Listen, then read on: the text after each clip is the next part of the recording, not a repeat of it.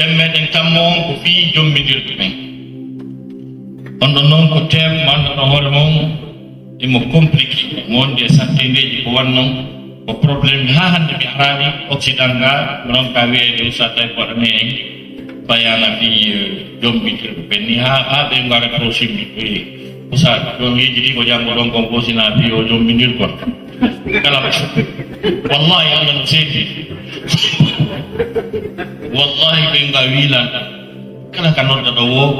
hakke jomminirɓe ɓe jon ko ɗum ɗum janguɗon pinnami ko yimɓe woni wiide waɗaneme ala feere haray ko fi honɗum noon ko hunde nde tawata inde soñji inde aani inde mapini e tawdele ko wiyete gurnan an tigi ko gurnan nder suudu noon ko gurnan debbo e gorko ko gurnan beyni moodi si tawi ɗon moƴƴi aduna mo moƴƴi lahara mo moƴƴi si ɗon boni haray ko lan jondiri nde wottal ngal ko sabu ɗum waɗi si allahu lanɗo subhanahu wa taala o waɗali e sama kala e fii ka wondigal mo addi ayji qur'ana buyi hadisaji nelaɗo pus aramokoɓe yurniraɓe gandi pus no windi fi mum explique ko par ce que ka aduna ɗo ko tagaɗo mari ko deeƴa ka gurdam makko ko nokkel ɗiɗi sa deeƴale ɗin andu addama fof ko won sowan sa sa wuri duuɓi 50 ko won sowan sa wuruɗa ka neɗɗanke wata deeƴi e gurdam muɗum kaka suudu makko ka warta ɗon kiki sa yehi golle arti ka suudu ma ka warta ɗon sa deeƴaɗo ɗon ray a perti deeƴere molnade par ce que yaasi on deeƴa a wata famminde yaasi on ɗare ɗum ɓeɓe tawɗen ɗo rawna ɓuuri en ɗo ko rar goɗɗo mayga an rar potte ka restaurant ƴewton ɗon tuulon ɗon e nelaɗo mbiyugol kam maɓɓe par ce que ɓe yiɗa sonko ɓe yiɗa jaral ɗum kam maɓɓe cuuɗi maɓɓe ɗi no deeƴi no ɓutti ko haysi ko nde deeƴere ɗum no gasa ko ɗum woni jalbinde minen min gerdi hunde men jalbude ronku to yimɓe wonɓe gaaɓen hay e jalbeni ɗin e maɓɓe haysi no gasa ko o tranquillité de deeƴere ɗoɗe alqur'ana wolino fii ɗum ɗo neeɓi ɗi nde deeƴere allah wi'ino wallahu jaala lakum min buyutikum sakana allah waɗani on ka cuuɗi mon ka deeƴon ko fowto ɗon ɓernde nde waalo par exemple ka men Conakry goɗɗo si yehi ɗo Madina won so walsade Madina so gowi ɓen côté warono neɓa o oɗo wi waɗe ɗo noon kadi o yaalu sa tawi dakka min côté minal côté mi wurata sa tawi c'est quoi voilà donc a wata fankinde ka yaade ɓe ba kala ko joɓiɗa darde ko debbuɗa yaade on son kay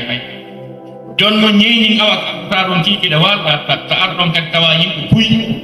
ɓe faama ɓe fina ka galle maɓɓe ka ɓe hoɗata ɗon ɓe wadde courwi waɗa chambre de salon ji chambre de salon sambo kala ka espace o luddi wiya 100 000 yalta e ɗo darna ɗon kadi tawa mon o hoɗa e nder kan won so wansade ɗum ɗum fuu sonkoyi ɓiɓɓe no wulla wo so wasade on tigi wona moko ba ara ka hurgo o tawa goɗɗo no nder toon ɗiɗo no dari kadi no sabbi lette ɗum wiyete albala donc ay ɓay ɗon ɓurɗi loisi on kono ko ɓannuma luniyade a woni ñamade par ce que sa woni on situation en peu de temps tawa a furɗi a ɗumannike tawa heɓa ɗuɓi kono a puttina ala e jam donc sifa ɗi o piiji ko wattangol hakkille sifa ɗi piiji joni noon ma ɗum artaka sambi ma an tigitaɗa jogui radio korowi fewno ka foɗɗa ɗon watta ɗum bobanɗe won so wan sankaki tawa a waaru ko an la tranquillité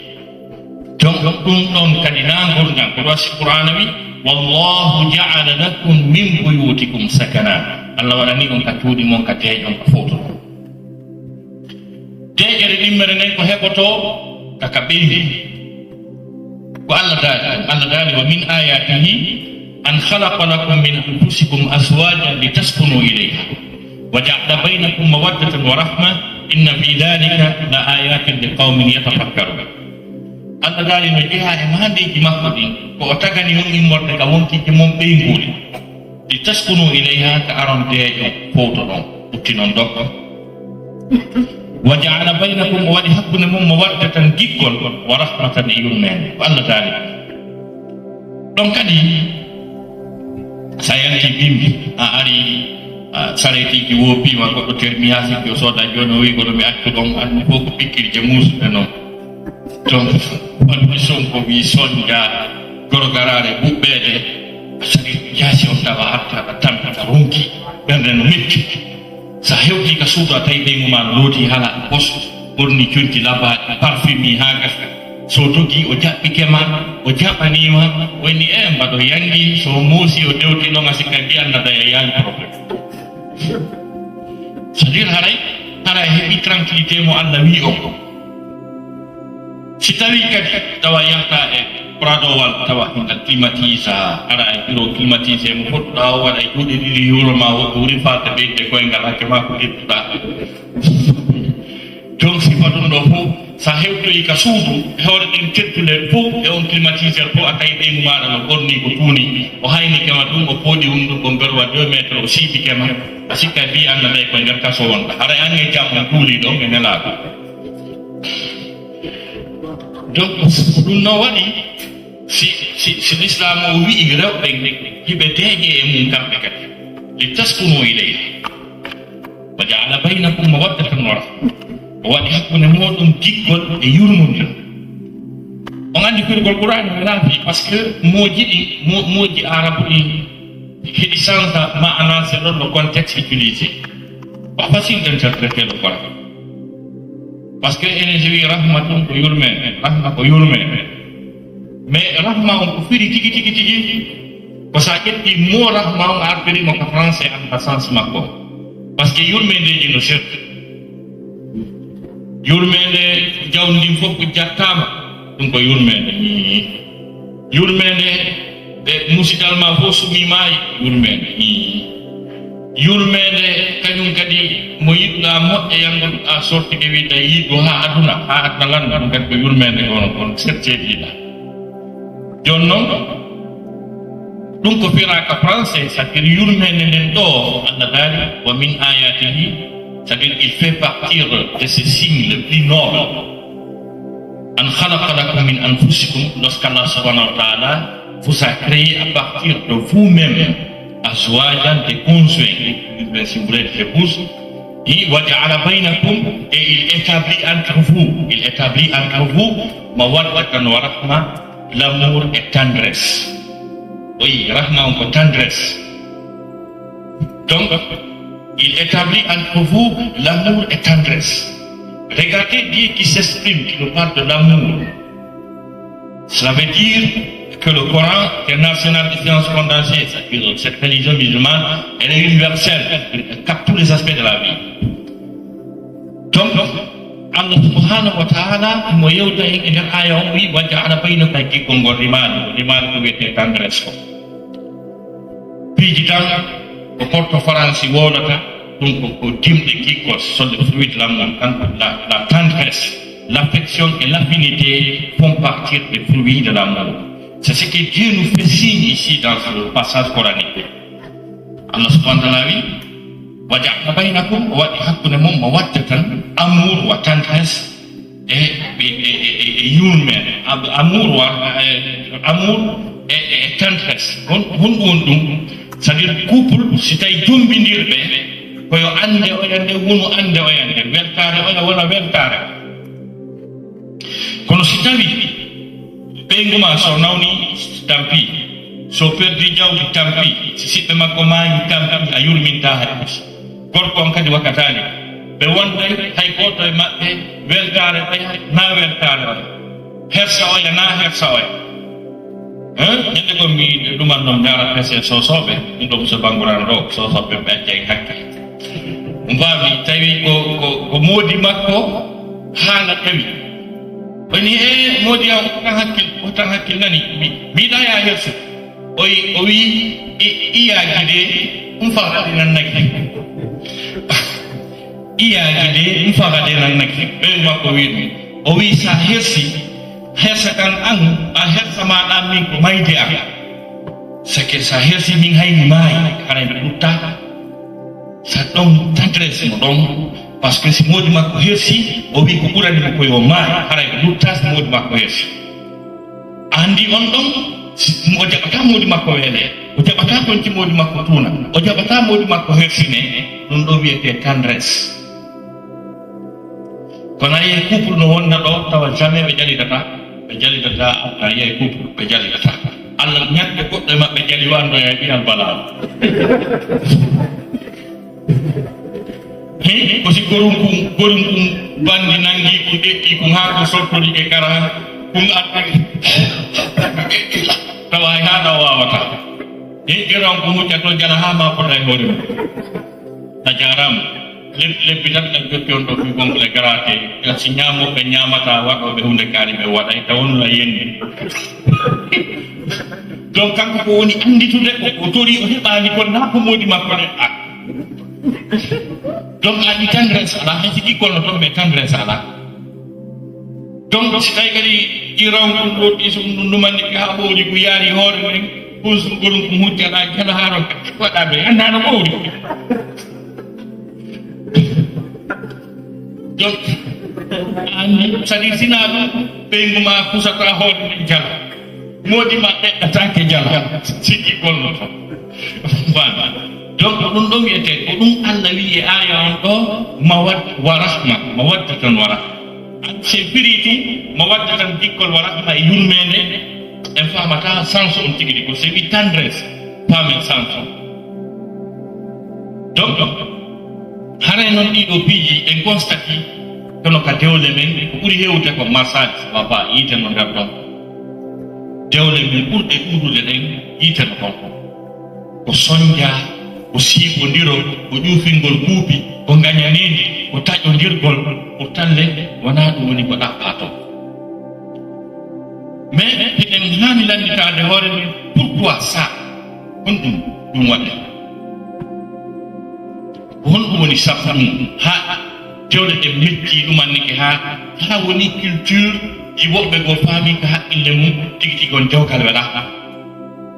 juɓɓe si jombama kam men yayiraɓe maɓɓe patraɓe maɓɓe ko wiyata nene a muñoto nani dewgal weɗa nani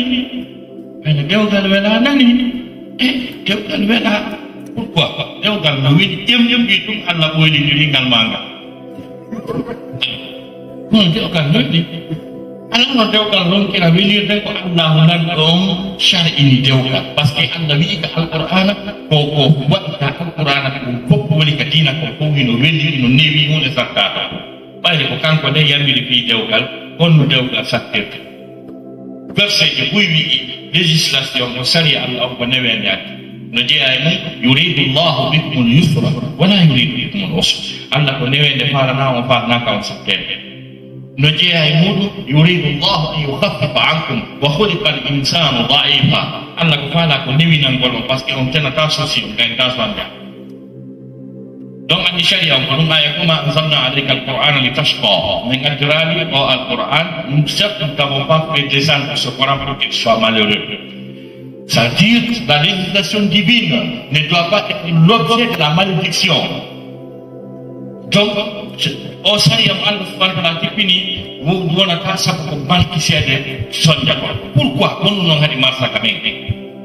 ko hadi marsa kamen piiji dan c'est à dire goto e maɓɓe anda i dewgal c'est ça le problème buy sikkay ɗo mari ɗuranɗo jon ene ko kono fini mo wadde droit Washington mo wadde génie énergétique Sorbonne c'est à dire final fi dewgal ɗum yaada e Sorbonne e Washington e droit e médecine e ɗuma na goto wallingaɗo à côté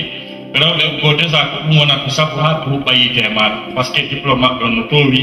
ɓe doit kam respectude andi naɗa ni tawa jiwo on pusso anda fi dewgal ko jangi ha o heɓi Sorbonne ha o heɓi Harvard ha o heɓi Columbia University kono fi dewgal fi gorko fi modi makko pusso anda kone pas ça donc so andane martoyta so anda ɗum on ɗum wiyete moodi honno moodi wondirte honno mi yewtirta moodi am honno mi duwa mo waɗande so faala hara o janggay ha andi o arano mi wiye kaani no janggi ha kapla ko ka so faala o jangga ha kapla ko tufa kadi o feƴƴitoroya dow ton ça ne sert à rien Parce que faut gagner c'est ce qu'on appelle la maturité conjugale, ça que c'est un art, c'est une discipline également. Donc, au faire à la fête que faire à la, ma titaï dion, et pour ça anda, bidi on helifa, hedi 14 ans, 15 ans, 16 ans, 17 ans, elle n'a reçu aucune information, aucune formation en matière conjugale. Hali na makwara ni kari dan na sapi modi, est-ce que dans le modi apporté, est-ce que dans le modi yotirte, est-ce que dans le modi dépirante, est-ce que dans le bandi na modi, est-ce que dans le okki poro a tunti modi madi, ay goto jannani ko wol nani. An est-ce que dans le modi ma son nati ka sambu sokki ba bangal, ton honno ton gerdete, aucune information. Uso anda. Mana dong hawa na jiwi turu kungi jangan itu macam ini sikap pada apa para euforia dia. Pasti kau ni dia. Pandai pun. Jono o anda timur kus suka wanggalkan di mana dong hatu manohan di bawah mana dan mereka andi kau BTB anu bengi wongete anu bengi wonilante hala juelbi. Harus. Ya décision également décision qui connaissent absolument rien en matière conjugale. Ils ne savent pas parler de femmes, ils ne savent pas comment séduire une épouse, ils ne savent pas quels sont les premiers mots. Pousse, hay pousse wala kanka. Tu vois, elle a parlé de vidéo modi. Au fin de l'autre, Colondo, voilà. Anda kon pando dire mu London. Anda aussi ko bi kono be bi jogote ma. Donc, tu as aucune information kakak tuan. Malah kamu makut. Kodi hino problem jadi bodoh di wani. Jono si bedo di do hautin drama. Jiwon jonna mamudi ya mamudi mani. Onda dia awat aku buat te. Mamudi. Ando ini problem. Kui ada usaha tem no bayar apa? Sita ada dua wagara mana usaha tem do dinane yang do. Mindara yang mi ana ha mi ulla. Paske mi jonna makuli wa. Ko mi ikidak. C'est ça le problème. On a gagné comme un gourmand. On a ramené au wala na waïs. Utkarama. John nun hibe non beserta jango beserta pa jango beserta ko ara. Kosi kalete munu. Te murah. Tawa hifus hay ko to ma anda hunde hundum dua way. Honno yo jetam. Hifus utkarama kawan. Donc ko nun e problème di ko don. Gorgo ma on ne pinu do go yo de be nguma. Parce que John Sengari ay di Quran ko hondum Al-Quran yewti ko honno goddo wondir kay bindu ay jeni de fuk majje e wada sama kada e mum parce que hondum tak garton matière conjugale ko yidi ndir ko yurmo ndir ko fijitu ko e jalitu ko fijida jalida e hore no dagoli walla dina pewal kulol Allah ko dum da baka dewgal kala ko watta ton kon fo ko yo fotu ko yo wedu ko yo lab selon le Qur'an wi parce que kala ka Allah yewti bi wondigal o wona on un mot qui est pertinent et primordial o prononcer ko wiete comme al-ma'ruf. Le mot al-ma'ruf c'est un mot clé en matière conjugale et presque tous les versets avec lesquels Allah subhanahu wa ta'ala s'est exprimé en matière conjugale, il a toujours prononcé le mot al-ma'ruf. Qu'on signifie ma'ruf? Bien, c'est Allah le dit wa ashiruhunna bil ma'ruf. On a dit le ma'ruf le ayah. Himowi'a wa mawlud lahu rizquhunna wa kiswatuhunna bil ma'ruf. On a dit al-ma'ruf comme kata. Himowi'a fa imsakun bi ma'rufin aw tasrihun bi ihsan. On a dit ma'ruf. Himowi'a ولهن مثل الذي عليهن بالمعروف وللرجال عليهن درجة. Quand Allah dit jauhkan au ma'ruf. C'est quoi le mot ma'ruf? Qu'est-ce que cela signifie? Ma'ruf, selon les interprétations, surtout à Jean Massengo Kapran, c'est traducteur de Yatako, vous payez ma'ruf bien, ça veut dire avoir bien, nous avons un terme. Vous payez convenable. Mais Koko puri mot pour le cours de direct et ma'ruf, c'est le mot convenable. Parce qu'il y a un verset qui dit Ya'muruna bil ma'ruf wa yanhauna 'anil munkar. Ils ordonnent le bien, ils interdisent le mal. Mais pour le motiver, ils ordonnent le convenable. ya'muruna bil ma'ruf wa yanhauna 'anil munkar. Ils interdisent le blâmable. Le convenable français c'est quoi? Ko yoni ɗum ko waɗugol hunde nden no nde waɗirte ɗum tigi tawa kono labbirata kono fotiri ko ɗum wiyete le convenable. Ɗum wiyete convenable ka bi mana ka ɗuma ka français. Ka arab ko wiyete munkar. Ko munkar c'est le contraire de convenable. Si wiyama par exemple ni joni si tawi hunde tun nandade ko duwa kon pes woɓiti haray ko wiyete munkar. Par exemple goɗɗo fotta e nenu yumma mo o nanga o seera ɓe hamma o lappa ban o tewta dampe wiyete munkar. Mbami c'est à dire ko contraire maruf. Mbami ko contraire ko duwa kon. Yimɓe annabi Ibrahima ɓe heɓno hoɓɓe ɓen ari ha gasi tawi ɓe andaka few mo andi kaka woɗɗi ɓe yowi o defani ɓe tawi ko ɓolɓe gonno sertude communauté o gonnoto kono ɗo o defani ɓe ñaamete mo tawata kala arabkude jonnaɗo ɗum ñaamay o ɓanni ɓe ñaamaade ɓe sa innakum qawmu munkaruna ɓe huli o munkar nawa maaro par ce que ko wonɗo wadde kon ino luutodiri e ko haani wadde kon eno haani waɗirde noon. C'est à dire on mo maaruf ka nder dewgal hakkude ma e ɓeygu ma ko foti ngol labina. Ndeɗa yewtida e ɓeygu ma waɗa maaruf, ndeɗa nodda ɓeygu ma waɗa maaruf. Ɗum ko surtout si ko goɗɗo goo wonɗa yewtude. Par exemple mi jonna on misal si ɓeygu ma wi alaji utanelaɗo deftere nden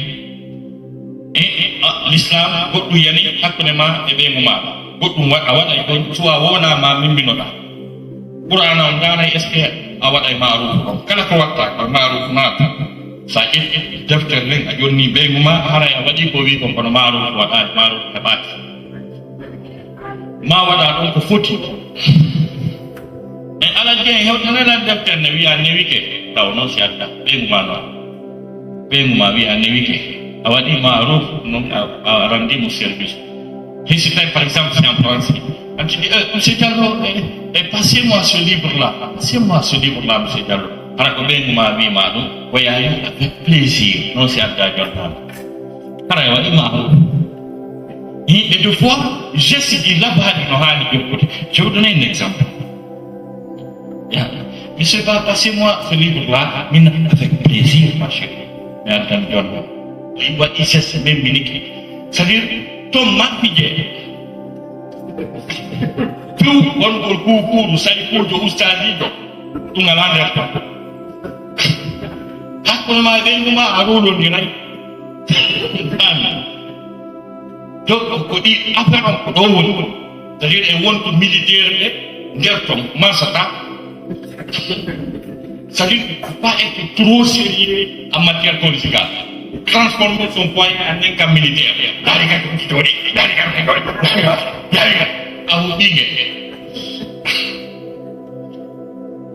want to simple. Kakanir dewga ɗum biyete ma'ruf. C'est-à-dire que footing pour faire pourquoi je dis tout ça. Je ne pagaille pas, je ne fais pas de la comédie. Donc au fond, il y a des textes. Hadisa je no honni. Simini ɗo joni ndeɗa nodda ɓeygu ma koye a labbi koye a foti nela sallah sallam ɓeygu maɓɓe go ko Aisha wiyete Aisha kono nela ɗum nde no noddamo ɓe bunginayi ɓe labbina a watani wiide qui est plus sérieux que le prophète, qui est plus chargé que le prophète, qui est plus noble, important que le prophète, qui est plus cultivé que le prophète. Pratiquement impossible.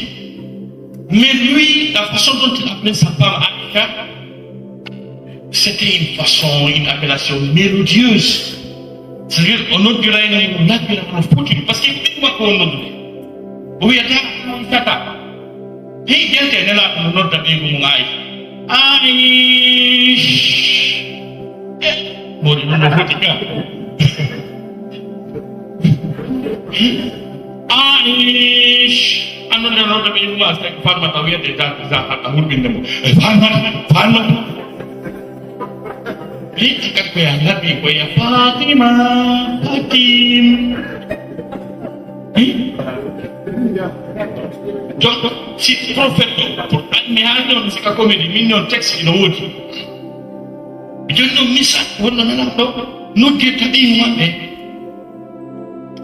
e donc nana ko tindin ɗum ɗon ɓe waddum flash no woodi ɗon no noddirta tano labano ɓuri noon kadi. Pourquoi ne pas employer les mots là? Parce que c'est dans un cadre légal et légitime. C'est une catégorie de Watakwani. Catégorie de Watakwani. Donc, étant on dit qu'il fait des tailles, que quelle taille, nous tirons mon navire, nous tirons mon fauteuil. Non, non, non, et puis, nous avons ça.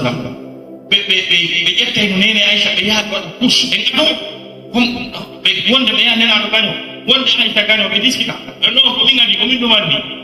c'est comme ça il faut vivre avec sa femme hey nela sannama waɗa course jogita kañum e ɓeygum donc oɗo ko tedduɗo ni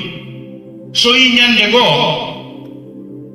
nelaɗo saga ko haalan goɗɗo kubbinde fa le prophète était simple il était sympa envers ses épouses. Ñande ko nela satnama ɓe fukkutuɗo yalde ɗo suudu ɓe maɓɓe wiya o yejjiti dépense ji ɗum yejjita heɓaki hande ala ala koralla ɓen he awa blocage nenaɗo blocage haltatake ɓen maɓɓe wi blocage bloquiɓe ɓe yaltata nenaɗo tawi ala ko wawi o jeeji awranke ɓen no ɓe yaltata o jooɗi senna war ɗum sattaɓe fokkitoy kam mum telen to ɓen gon o wi dépense o wi ala enna yaltata ko lappe mo banta waɗi peut-être to tawi nenaɗo nenaɗo kimi jalde nenaɗo kimi jalde umar jalnaɗo soɓe mi jalde kadi ko ɗum feƴi ka hande mi fokkiti yaldugo ɓen dépense tawi ala ɓeni womi yalta nenama ko waɗɗa won ɗum o sa mi lappi mo banta mi ari nenaɗo jali tawi koɓe jali koɓe andi koy ko situation ɓe wonta ɓe jali ha nenaɗoma kene andi ko ɗum kadi min kadi mi yalta min o min kadi mi bloka ɗo hi senna omar no okki nenaɗo ɓeydi wiyeteɗo hafsa o wi o yaha yalam hakkude ma moɗo neli yotti goɗɗo on kala mission nenaɗo en feeti nenaɗomaki omar a wallani jeejanamɓe mi hetto jeejanammi hetto min mi jeejima sani senna omar jeejani nenaɗo nenaɗo hetti donc pourquoi tout ça pourquoi yo ɓeygu makko wawmo bloqude c'est parce qu'il est simple c'est parce qu'il est sympa donc ko ɗum ɗum fof wiyete maruf e nder dewgal ngal ma anda no noddiramo ma anda no woliranamo hi so tawi nde wotton appellation ji ga ko ɓuri wiigol fatima ni no dagui ka wiya ɓeygu ma mon amour ma joie de vivre mon trésor pourquoi ne pas employé le muuna parce que ɗi jaggi e sahabajo ko wino nenama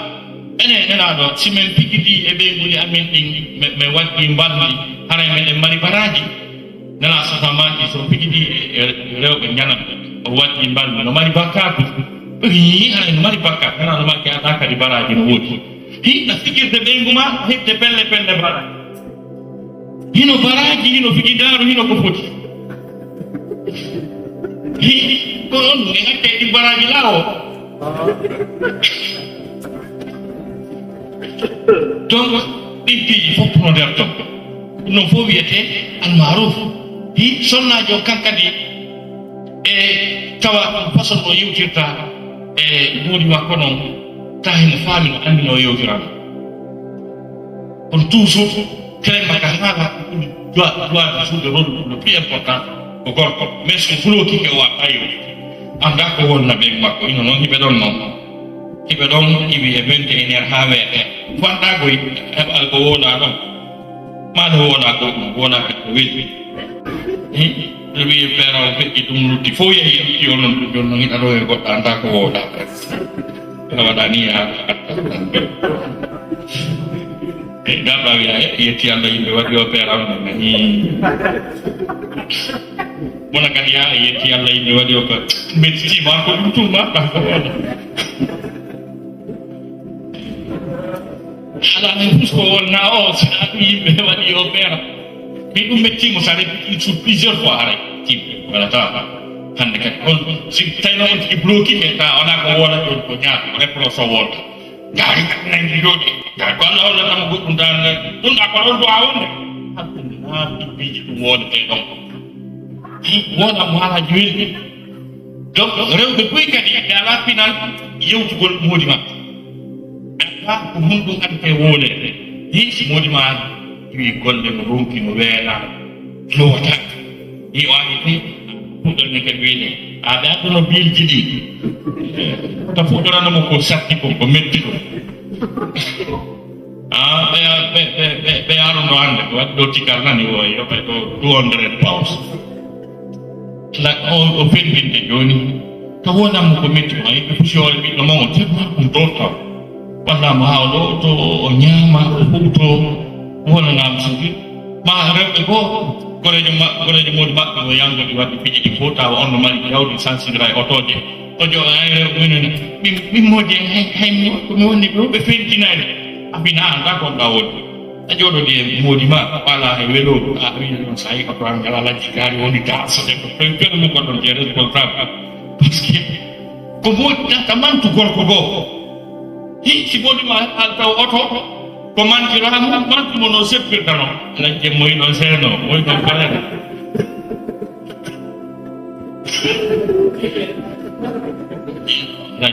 lajjen ɗo wawi seppude hakkude ngalla moyi ɗon nanga fene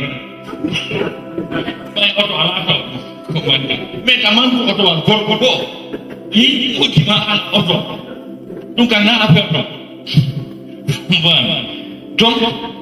kala haalaɓe ko metti ɗum fof no mari tan no mari ka woode ha ɗo woona ko wonɗa ɗo won nantudere sabu ha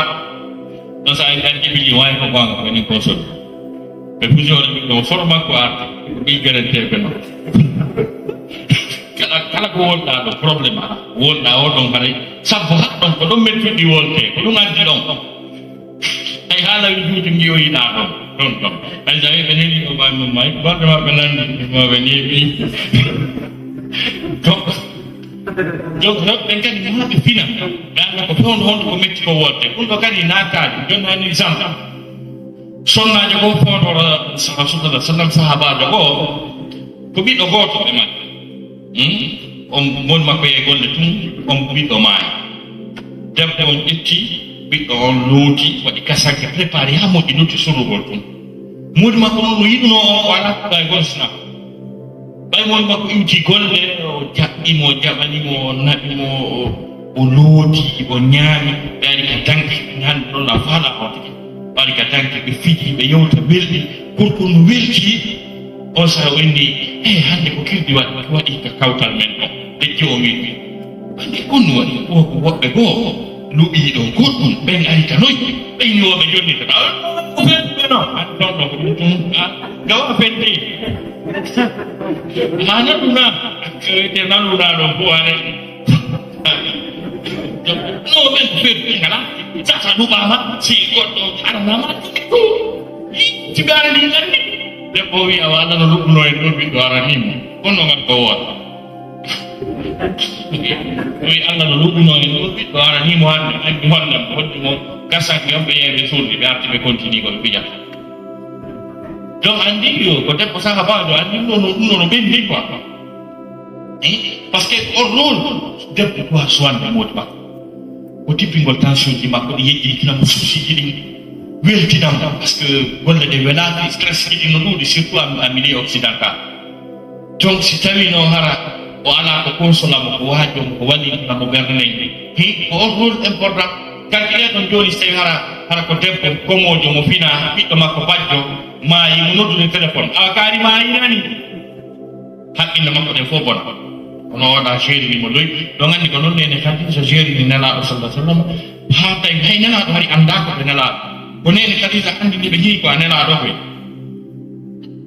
par ce que ka fammere ka ɓe yahino ɗon ɓe rewa allah ko ɗon seydina jibril tawi ɓe yottini e maɓɓe kono tawi ko malaikaji ɗiɗi ɓe ha ɓay ɓe sortike toon ɓe arti ɓe ni fi maɓɓe boniɓe consuli mo ha wi fof wattama ka hulu ha nene kadi sa wi o jeɗɗi ɗon ha hawɗani o ɗani fof o yi seydina jibril no e 16 heures hakkude leydi kam ko soti o cikki kata ko wi o andi kadi Khadija ino godi ko non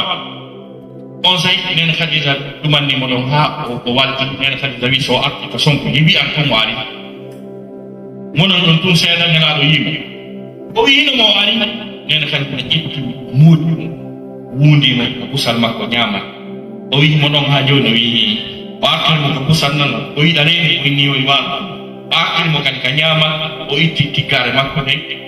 o wi himo ɗon oyno oyo yehi ene kadi tamati ko malaika na jinna na seytan no gas ko moƴƴere wonma arande par ce que ɗe arata ka sukunu debbo a jippirani donc daade noon mo debbo soiri mudim on sayi o immi noon kisan ɓa o sikkitike kanko debbo on oyni mayi ka bappa wakkat ɗum nawfal e mawɗo janngunoɗo andunoɗo defte piiji ɓawoɗo wari nene Khadija expliqué no moodi an to jooni ɗum anndo tigi gorko o ƴaalɗe yeeri ni ɓe ɗuman ɗon ɓe ni ko on noon on sayi ɓaw explique mawɗo ginni moodi ma ko annabaajo ɓurko teddude ko Allah tagi kon fof ko moodi ma ɓuri teddude ta ko o wonayno ɗum mawɗo wiɗi on sayi mawɗo nangi nenaaɗo ma kasi ɓaari e makko wulni nenaaɗo ma ko ɗum wuluɗa on ni mi nawi mi wonoyta toon ko ɓe raɗotoma makka ɓe raɗontoma makka hani ma yimi sako annoro la wuri mi walla o sayna ma ka mukhri jeyya yaltinayna be yaltanta donc o yi lol ko debbo on suydon kon ka sitano ko rewbe go ko mobe duma hisi mod mabbe ay do wi mi beedi bo ta peta ko ma mon bon hi ko ma to o wi o wada tukel ko jam beedi ko ala ko ka beedi mais kanko o geri situation on toy donc rewɓe koyɓe wonka ka moodi maɓɓe surroto Allah daali hunna libasu lakum wa antum libasu lakum c'est-à-dire koɓe tonti mon ko tonti maɓɓe hande wi goɗo no worni ɓe makko mais ko qu'est-ce que signifie maintenant tonti mon c'est-à-dire ko sutura mon ko sutura ma tonti surre debbo ko surru moodi mum defaɗɗam hi hay heɓeraɓe no ɓuri en domaine dare hakkude Bill Clinton kañe Hillary Clinton oya affaire ka Maison Blanche donc ɓay mi wiyama Bill Clinton no faldondirde e secrétaire makko haala kam min minike naɓe makko Hillary Clinton en tant que l'une des plus célèbres avocates de New York ko kanko dari o ni non modi an no peewi o watta ɗum par ce que hari muɗum makko heɓayno hefta birtele par ce que o heɓayno ko wiyete destitution une destitution ko tuma lanɗo itta e laamu sabu bone mo o waɗi en plein mandat c'est qu'on appelle destitution en matière juridique donc ko ɗum moodi makko nde o tawi o waɗɗinaaki kere o annda moodi makko komboni annda moodi mum mo anndi tigi o honno alphajo o feewa kono wiltere nde o wi non moodi makko wittaka moodi makko wittaka ɓe pamodiro e ɗum kadi o suudu donc debbo koye wonu ka moodi mum suroto ka moodi mum uttinta on ɗo l'islam o yaɓi hakkude jommidirɓe ɓen ayɓe ɗen fof koɗe haali kadi fi ko wiyete al maruf o wondire no labira wondire no Allah subhanahu wa taala yiɗi no yarlori accindirane teddinirane fijide jaride yaltide ijarte jiɗi yoto ga ko fi sifa ɗum fiiji an ha anna lannan ɓe royndi ɗuɗɗi yange ɓe ma warataji garda ange ɓen wawa tare so o yaltirata on soki ɗum on jokki surtout wi gooti an ɗum ɓeɗa ɗumde kala ko fuɗi waɗni tuɗɗumi ya ɓeeto heewi rythme mon ko gootum donc on defurotako ɓeɓe yotomɓe fo maɓɓe si vacance maɓɓe ɓe yahay nokku goo ɓe henduwi foyaɓe ɓe jira seeɗa probléme ji donc ange ɓeygu maɗa des fois yaltan koɗo yaaka jardin ji yewtita woora kombuɗi welɗi fijita jalita no woodi kombuɗi labaɗi ɗi wonanta ɓeygu ma tawa ko hay alqur'ana janngoɗa o welto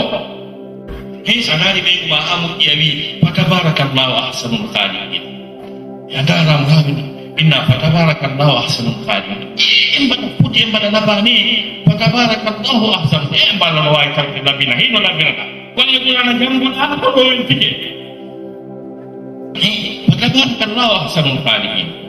donc a wi'atamo amma da daramo ñande ɗo gonnoamo ɓuri jangude dah sikai jumpu 18 ans ada panai no sonino o sampai mau ken minjar to kala reni di kang wali umira kono mo sikai jumpu 18 ans andi sagir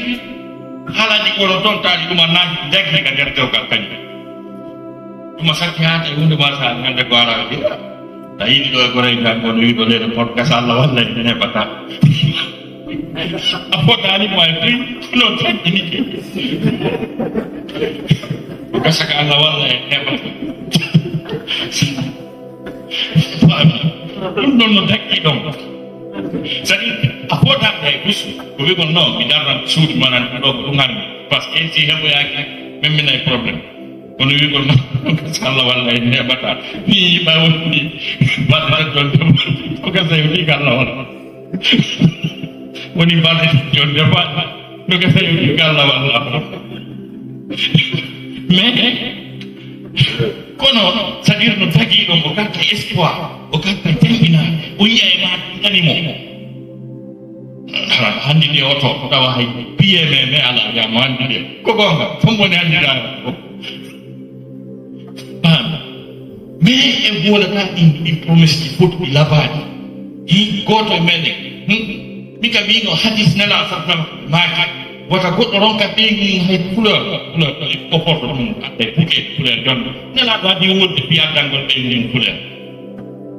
he o porto kay lawo tat sede fini buke de couleur no ade ni be mi mo he no ade be mi dum ko nela wadi wonde fini homboy men akande wat buke de couleur ay wi non joti be gum be mi no sifat dum fona affaire donc ko wadi gol he ma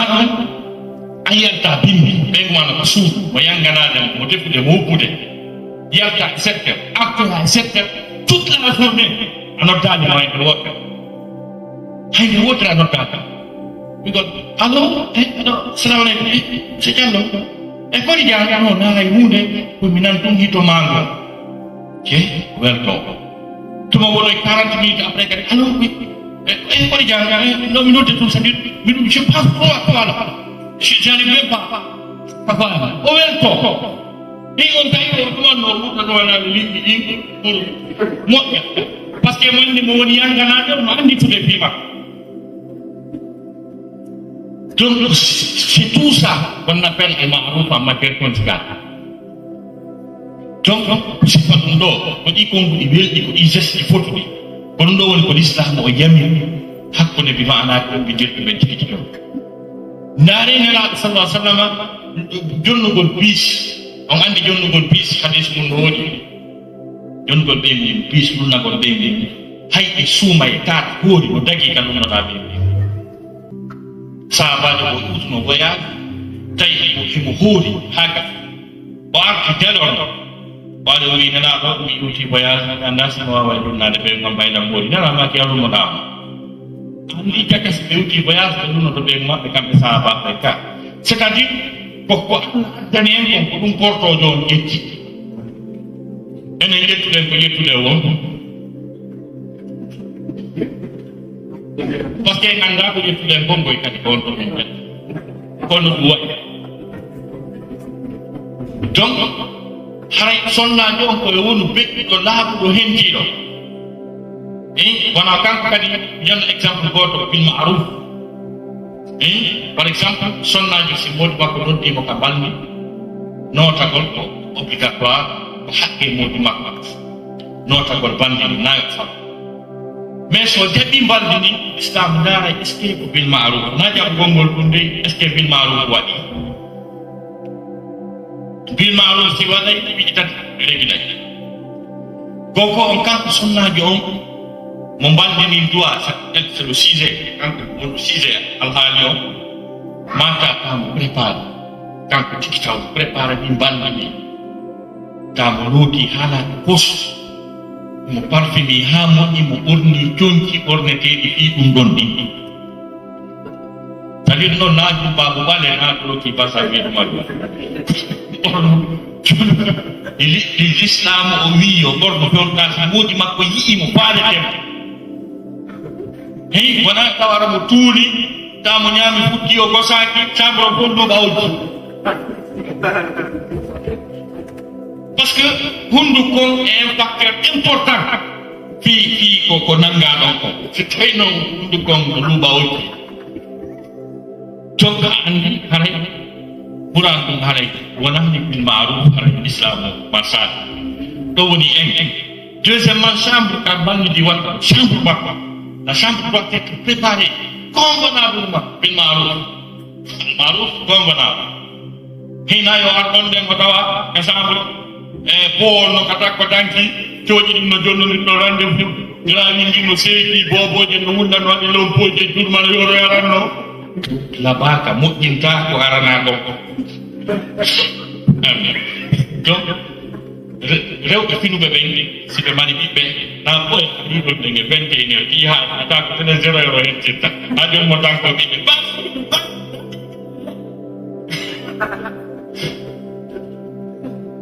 ɗum wona affaire rewɓe finuɓe ɓen ɓe marsiɗani ɓe mari ɓiɓɓe 18 et 0 dollar ɓiɓɓe fo lotama ala il faut so ñamminama ɗanike sonko o ala sama on mo prépara ha moƴƴi tawi rewɓe finuɓe ɓen andi couleur o couleur wonani hen fof ɗin rewɓe finuɓe ɓen siɓe welti couleur ji ɗin ko ɗon gol kon famata so tawi affaire on moƴƴa ko maɓɓe so moƴƴa couleur ɓaleji aray kon welta couleur ji ɗin fof ko ɓale ara o welta couleur ji ɗin imana fof ko boɗe haray ko welti moƴƴa kono hewta ha ka hatti si tawi couleur on hino jilli kadi couleur ji haray ɗo welti kadi si tawi couleur ji ɗin fof ko rose haray ko welti ha hatti donc c'est comme ça les couleurs parlent je vous dis donc tawa mo ta ɗum fof kono ke ɗoɓɓion ɗum Allah waɗani couleur on sika ko mere Allah waɗani ɗiɗɗi mere mi yetto ko waɗi kon fof no marna quoi donc si tawa couleur ji ɗin tawa drare weƴƴitade nden nde wowla hen sa ari aɓe ɓen ma no weƴƴiti dra tawa ko cœur desini ɗon ha a welcome ma desini labaji on sa tawi ko desini ka dra on jogui gaba o soppudo haray ɗum ganda final noon hay so ɓe anda ko fiyon ɗum faami donc si faɗi ɗo piiji fuu ko ɗum ɗo mbiɗen piiji tati mbalmani bil maruf on ƴette gogo on kanko sonnaji on tawa mo regli deuxièmement ta chambre on regli kammum ɗum hunde ko sa tawi rewdal donc ko sifani ko ɗum ni ɗum ɗo ko qur'an سبحانه وتعالى ولهن مثل الذي عليهن بالمعروف وللرجال عليهن درجة. Ce qui me reste maintenant, c'est de vous énumérer ces trois-là. Parce que Allah ولهن نواد الرجال حقه بدوا هندان مثل الذي عليهن يرجع بدوا جن في الدين بالمعروف ولا بالمنكر وللرجال عليهن درجة. ما يقولون نسيف يقولون responsable كان كلامي. Maintenant kollu no won ɗin haqqi hiɗi ko becce tati façon ji tati haqqiji haqqu zawj ala zawja haqqu zawj ala zawj wal huquq al mushtarika bayna zawjayn koko ko gorko on duwa sonnajo on kon ko sonnajo on duwa gorko on kon e ko ɓe kaftaɓe fota yaadi c'est trois qui leur sont communs c'est-à-dire no woodi haqqiji taɗo fota terɗe gorko e debbo no foti terɗin haqqiji par exemple haqqu taqdir wal ihtiram haqqe teddoniri ɗon gonɗo respect mutuel ko koɓe ɓe fotata c'est à dire sonnaji on teddinayi muudi makko gorko on teddinayi ɓeygu makko par ce que ɓe fof c'est des êtres humains ɓe naati dans le cadre wona kat karanna bani adam min teddini ɓiɓɓe adama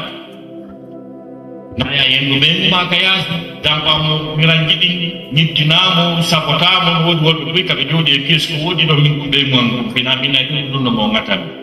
mbolandima ɗum ko affaire ji mon toon wallu mon toon en kitama awa ɗum fof ko borreneji noon ko yawagol ɓeygu taw wuuru defoji makko ɗin ka yaasi dewgal c'est une université c'est une école waɗay performance ɓeygu ma ndeno ala hay anda piiji ɓuy mais ɓay andi o firti tan tawa joni o fiɗi o faama koye won e bonne élève donc an kadi wona bonne élève an kadi donc wata gomira jini nga yasi sakuto mo tayen mo makwenta gasi mo teddi mo ya patron ngal wi hajja e maati dum do ta ko sama kala me mo bar respect mo andi vraiment ko teddi mo kula wa kadhalika debbo ko kankan ko teddi respect kala jasan do respect mutuel donc hakke mo foto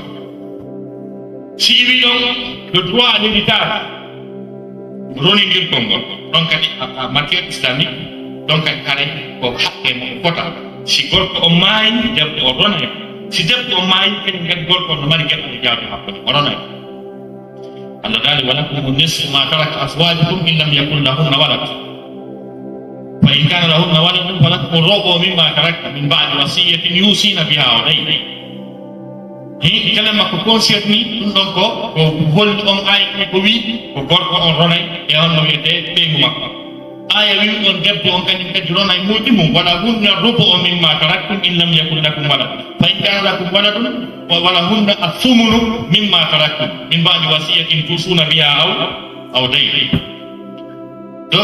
aya kadi ko wi wonde man hi debbo on wawi ronude modi makko si tawi kanko gorko on o maayi andi non woni droit di porto ka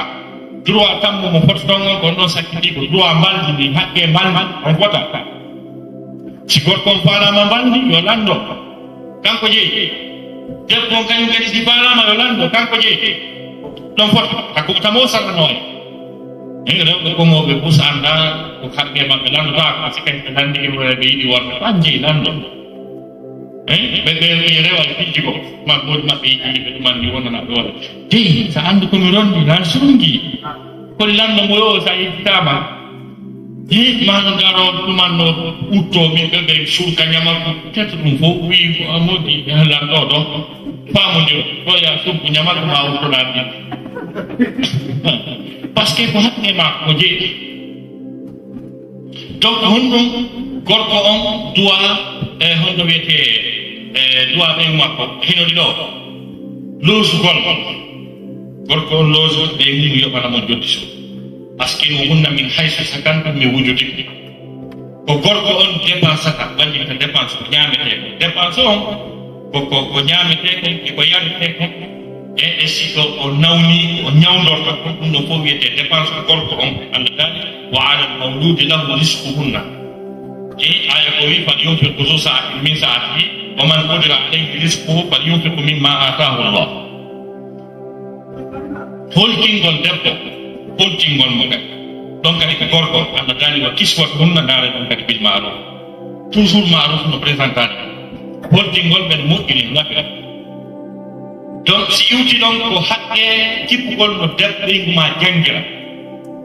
a formation ɓen makko janga anda honno rewrata Allah honno juulirta honno hoolirta o janga kadi o anda ko honno ordonnance jangirte ko honno ɗum ɓi o ordinateur to jaɓu ala fe 300 millénaire ta ɓen ma si a windama foti wande juulede wata ñam ɗum yo hersinanam donc Allah dali mo anfusakum wa ahlikum naro si wi ɗon ko haqqe nunɗugol hakkude makko so tawi ko ɓiɗiɗo matata manayo fonnaɓe temɓe hara a yiƴaki hay nokku si wi ɗon ko haqqe pijidugol e makko jalida e makko par ce que no harmanimo to no harmanimo eya wandu ko heɓaɗo par ce que ɗum mi udditirte to baba a faala mbiɗe jala hakkude men so tawi no ngala heɓade ɗo ara mbulanako donc fijude e makko jalida e makko si wi ɗon ko haqqe protection protégol daya goɗɗo biyamo nayaɗi suwaɗa ko mimmini wo ko ya yanta e ko ran tuma ɓe mum a biya yene mata yaade kam ala e ngol to andani en gonɗo waɗi on ta kangol on wiyata debbo mum tubaba alanna ko ɗo sowti donc ko koya protége ɗum ɗon ko ɗum ɗo worɓe ɓen droit ko ɗum rewɓe droit ɗoftago doa l'obéissance kala ko bimana moodima ko wi'imo yo waɗ sina yettigol Allah ko yo waɗ kala ko moodima ko wi'imo yo attu sina yettigol Allah ko yo attu debbo on naata fijir ɗum simo faala aljanna wona yo fijir ɗum wona ko juulata kon par ce que debbo si moodi makko seytinanimo so faala yo démission ni juulugol e hoolugol Allah ƴettata ko rewata kon tanke moodi makko welɗonaki donc andi ɗum c'est très dangereux ko won ɗoftiɗo o jogi to suudu nun kadi suudu laaɓa ndu hen ɗo ndu beɗɗa tamo andi programme suudu fof ona koy annayaa kufunako tamo andi kufunaji ɗin fof mo alaji annayaa kufuna kufune yo kufune jolɓe ala kufune ali debbo dabba ka ɗiba siramal jindo yama koɗa yore ɗum garta non haade pat ɓen ɗiɗira ɗon kufune koɗa aminen ga sikka jinna wonko jinna laaɗo ka woni kelɗa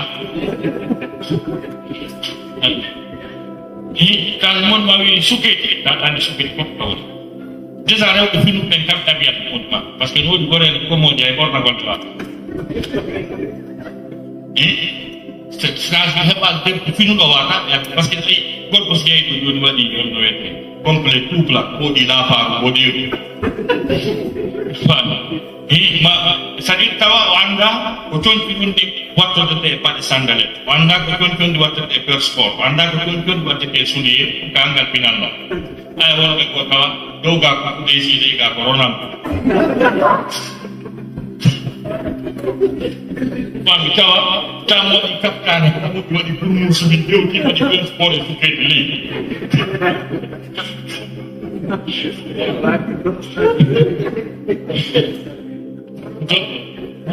ɓengol maɓɓe liggey dareno wattorɗo o wirayno liƴƴi tewɗe eyi toto donc ko ɗin rôleji fof important rewɓe doit hoande muɗum maɓɓe tan andi tonki ɗi gawɗa sukketi ɗin andi summu fof organisation on andi aɗa centralise ɗum fof ka mémorie maɗa sumnu beɗɗa no laaɓa no hen to hay koy koy kadi tawa tonti maɓɓe ɗin no laaɓi andi programme l'école maɓɓe ko debbon dowa andude so ɓe yaha l'école so ɓe yahata l'école si ɓe soomi e so ɓe soomani hombo révisan kamɓe ko honno ɓe janguirta ko rôle debbo ɗum ɗon piiji fof ko debbo joni noon so tawi o anda waɗɓe windi o jammano aɗa woni ɗon ɗon o anda o fendira hay si ɓe windi noon ce n'est pas kade kono roti hino nene ko ɗum ɗo alhamdulillah o yano hay ko yimno mbiyano l'école ande donc ko feere ala ma kamɓe e rewɓe tat ganni ɓe wawa contrôle so waɗi piiji kayji pay koy haqqe goo ko waɗa debbo yew hay nuksina wañi moƴi makko koye waɗi moƴi makko so moƴi makko newni o yaha moƴi makko newnani bi o yaha mo windanede bakka ko malayika no huɗude mo wañan gawat donc sifa ɗiɗo piiji fof ko noon woni ko hani donc sifa ɗiɗo haqqeji hara kadi o hoorani sunna ɓaygol ƴeygol gulɗanu jeenayi donkin ɗum ɗo sifa ɗi kala ko hoorete tana suumaye tanke o dandaki moƴi makko permission par ce que mo wawi horude ha kata moƴi makko alta ñalloɗo tano faala par ce que ɓuyɗan sikka o mballi ko jammat ma fa leere nde moƴi ma nandima o ka kawko presque accepté jaggo joni noon si tawi a landaki no permission a hoori tan ni so ari ɗum ko ya ñaama yahon waɗo paɗɗo wi o waɗa on naya darɗo sa dari ke ɗon a wi noon filɗa komi hoɗi ko jayɗa noon ɗo yiɗi won tan ko wolɗa o kiloji bakka kiloji tonji bakka wolɗa o ɗo e ɗum sa hoora sunna ganda permission donc essentiellement eyno ɗo haqqiji ɗi wiyeteɗan fi allah so tawi fof faali ɗo ni tigi mondiri ni kon ɗum foti ɓuri ɗum mais si tawi ɓe faama hay goto anda haqqi oya est ce que na ɗoyete calvaire ɗoyete albalaw kata nambal donc hare yo darɗi ɗo yewtere nden wassalamu aleykum wa rahmatullah